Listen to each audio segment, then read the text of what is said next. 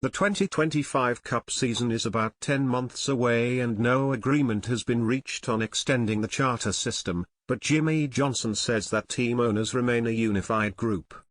NASCAR's charter agreement, instituted in 2016 and guaranteeing teams certain financial payments, expires after this season. Teams seek to make charters permanent. How to watch Sunday Cup race at Texas, start time, weather and TV info. Texas Motor Speedway's race moved to the spring for the 2024 season. Teams also seek additional revenue with a new media rights deal beginning next season. Under the current model, tracks get 65% of the media rights money, teams get 25% and NASCAR receives 10%. Cup team executives said in October 2022 that the current economic model was broken. Jeff Gordon, vice chairman of Hendrick Motorsports and a member of the negotiating committee for team owners, talked in February about frustrations with not having a deal done, although he remained optimistic it would happen. NASCAR president Steve Phelps told NBC Sports in March that we've got some things to close the gap. The gap is not a chasm. It's just a gap. I think there are some things that both sides would like to see as part what an extension would look like. Good news, bad news for NASCAR Cup teams ahead of Texas weekend. The Cup Series races Sunday afternoon at the 1.5-mile Speedway.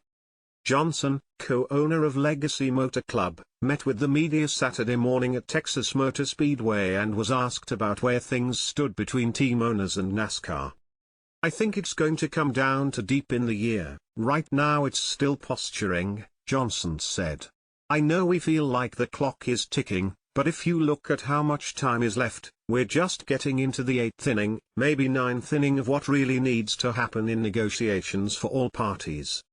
Asked if the main issue is money or something else, Johnson said, to steal a Mr. Rick Hendrick line, it's not about the money until it's about the money. Ultimately, there are protections, I think, that team owners are looking for longevity that absolutely shore things up for them financially. Sure, there are discussions around monies that come on the front side through the TV partnership that are important. You know, it's been interesting to watch. This is my first time really in this world as a team owner, and I've done a lot more listening than I have talking and letting the pros really do their job. But what's ultimately been most impressive to me is just how the team ownership group has stuck together. I think we're a lot stronger as a unified group, hearing a consistent message. That's something that's been more difficult for owners in the past, but the ownership group has been very committed to that and I think that's been very useful.